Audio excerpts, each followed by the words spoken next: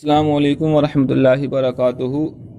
السلام کے آج جو ہم آپ کے سامنے سبق لے کر کے حاضر ہوئے ہیں وہ اصول شاسی کا سبق لے کر کے حاضر ہوئے ہیں۔ آج ہم آپ کو یہ بات بتائیں گے طلبہ کرام کہ کوئی قیاس ہوتا ہے وہ قیاس کتنی کوالٹی کا ہوتا ہے۔ قیاس جو ہوتا ہے وہ 4 کوالٹی کا ہوتا ہے۔ ایک قیاس شرعی ہوتا ہے، ایک قیاس لغوی ہوتا ہے، اور ایک قیاس شبہی ہوتا ہے، اور ایک قیاس عقلی ہوتا ہے۔ اور جو قیاس جو ہمارے علماء اکرام نے جس کا اعتبار کیا ہے وہ قیاس شبہی کا اعتبار نہیں کیا، عقلی کا اعتبار نہیں کیا، لغوی کا اعتبار نہیں کیا، بلکہ قیاس شرعی کا اعتبار کیا ہے کہ ہمارے علماء اکرام کے نزدیک جو قیاس ہے انسان اپنی عقل سے قیاس چلائے تب بھی نہیں چل پائے گا، اگر شبہی قیاس ہے تب بھی نہیں چل پائے گا، لغوی ہے تب بھی نہیں چل پائے گا، ہاں اگر قیاس شرعی ہے تب چل جائے گا۔ تو اب طلبہ اکرام آپ سب کی تعریفیں دیکھ لیجئے۔ طلبہ اکرام دیکھیے، قیاس شرعی وہ قیاس کہلاتا ہے جو کتاب اللہ یا حدیث رسول اللہ یا اجماع امت سے ماخوذ و مستنبط ہو۔ سب سے پہلے کتاب اللہ سے مستنبط ہو، یا حدیث رسول اللہ سے ہو، یا اجماع امت سے ماخوذ و مستنبط ہو۔ اب آپ یہ کہیں گے کتاب اللہ سے مستنبط ہو، مثال بتائیے کتاب اللہ سے۔ تو دیکھیے، آپ اٹھا کے دیکھیے سورہ بقرہ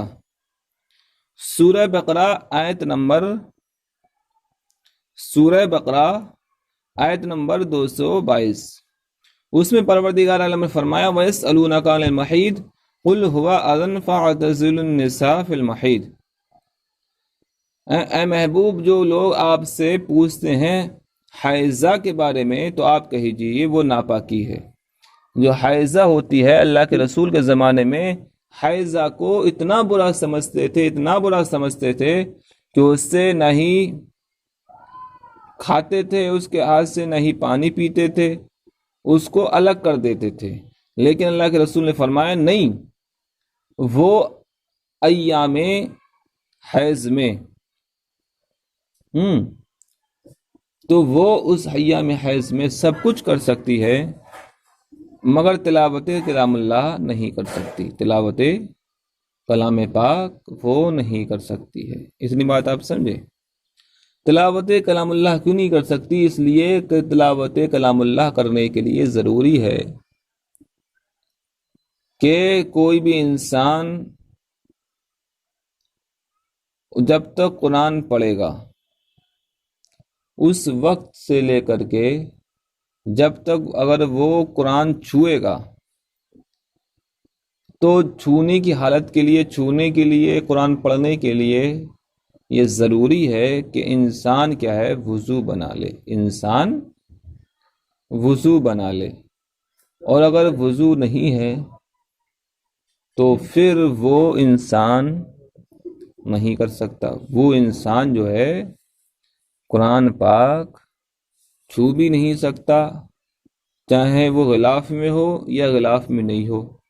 اگر غلاف میں نہیں ہے تب بھی نہیں چھو سکتا، مگر طلبہ اکرام اللہ ماشاء اللہ جو بنا وضو کے نہ چھوتے ہوں، ورنہ جتنے بھی طلبہ اکرام ہوتے ہیں تو طلبہ اکرام کے لیے کچھ علماء اکرام نے رخصت بھی دے دی ہے۔ تو کہنے کا مطلب جو حائضہ عورت ہوتی تھی اس کو زمانہ جاہلیت میں بہت برا سمجھتے تھے۔ آج بھی جو حائضہ ہوتی ہے اس کے ہاتھ سے کھانا نہیں کھاتے، پانی نہیں پیتے۔ میرے بھائیو، ایسا کچھ نہیں ہے، کھانا کھا سکتی ہے، نماز معاف ہے، روزہ معاف ہے اللہ تعالیٰ نے، مگر اس بنا پر نہیں کہ اس کے ہاتھ سے کھانا کھانا جائز نہیں، بلکہ اس بنا پر کہ قرآن کو چھونے کے لیے ضروری ہے، قرآن کو چھونے کے لیے ضروری ہے کہ وہ وضو کر لے، وہ پاک ہو۔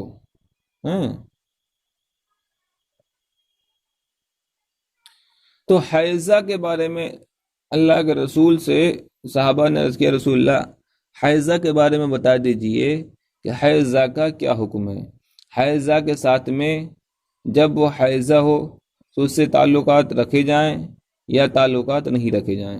تب اللہ کے رسول نے فرمایا کہ حیضہ کے ساتھ میں جو تعلقات ہیں وہ صرف اور صرف آپ بوس و کنار کر سکتے ہیں، آپ جو ہے جسمانی خواہشات کو کر سکتے ہیں، مگر شریعت کی حد میں رہ کر کے۔ آپ جو ہیں صرف اور صرف نفس جو ہوتا ہے، ناف سے نیچے کا حصہ آپ استعمال نہیں کر سکتے،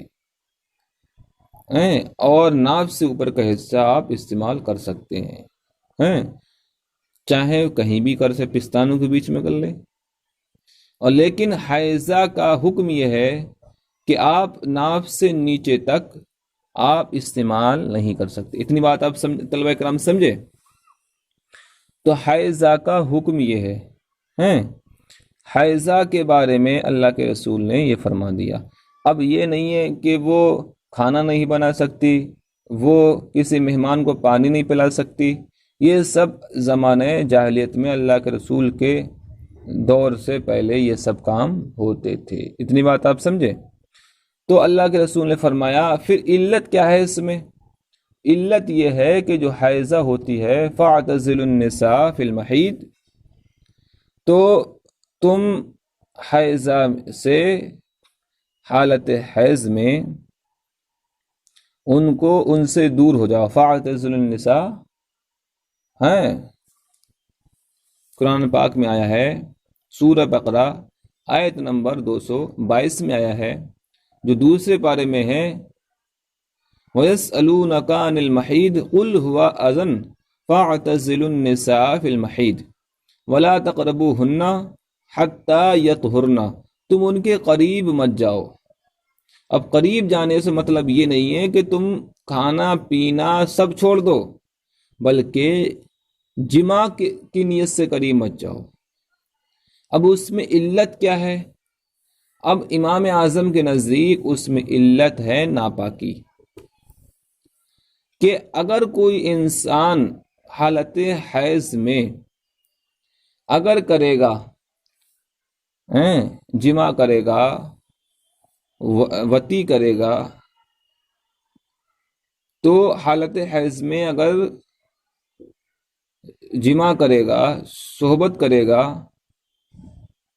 ہم بستری کرے گا، تو وہاں پر ناپاکی کی علت ہے کہ انسان وہ ناپاکی ہوتی ہے، وہ جگہ جہاں پر آپ جماع کریں گے، مخصوص مقام پہ جب آپ اپنا عضو تناسل کو جب داخل کریں گے تو اس وقت آپ کا عضو تناسل ناپاک ہو جائے گا، اور اس پر بہت سارے کیٹانو آ جائیں گے، اور جو کیٹانو آپ کے عضو تناسل پہ لگ جائیں گے، اور پھر آپ کو کیا ہو جائے گا؟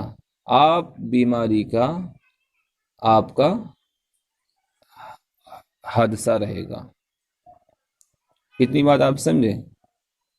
یہی وجہ ہے کہ بہت ساری ایسی ہماری مائیں بہنیں جو اس خون کا بچاؤ نہیں کرتی ہیں، خون کو صحیح طریقے سے صاف نہیں کرتی ہیں، تو وہی خون کیٹانو بن جاتا ہے، اور وہی خون ان کے لیے بیماری بن جاتا ہے، جس سے مہینہ صحیح طریقے سے نہیں آ پاتا، مہینہ صحیح طریقے سے نہیں آ پاتا ہے۔ آپ ہماری ماں بہنوں کو بتائیے، اب مہینہ صحیح آنا بہت ہی زیادہ ضروری ہے۔ اگر مہینہ صحیح نہیں آیا تو آپ جانتے ہو کتنی بیماری ہو جائیں گی۔ اس سے جو حمل کے جو ایام ہوتے ہیں وہ 4 مہینے تک معلوم ہو جاتا ہے، اگر مہینہ نہیں آیا تو حمل ٹھہر جاتا ہے، ہم مہینہ نہیں آیا تو بچہ ٹھہر گیا، الٹی آ گئی، یہ سب علامات ہوتی ہیں۔ تو اب یہ تو بہت بڑی خوشی کی بات ہوتی ہے، بہت بڑی خوشی کی بات ہے لیکن بچی کی پیدائش میں جو رکاوٹ بنتا ہے وہ مہینہ بن جاتا ہے۔ وہ مہینہ کیسے بنتا ہے؟ وہ مہینہ ایسے ہی بن جاتا ہے، وہ خون کا صحیح طریقے سے اس کی صفائی نہیں ہو پاتی۔ ہاں، اور اس وقت جو ہے ہمارے ڈاکٹر، ہمارے طبیب بتاتے ہیں کھانے پینے میں بھی عورتوں کو احتیاط برتنی چاہیے، کھانے پینے میں بھی برتنا چاہیے۔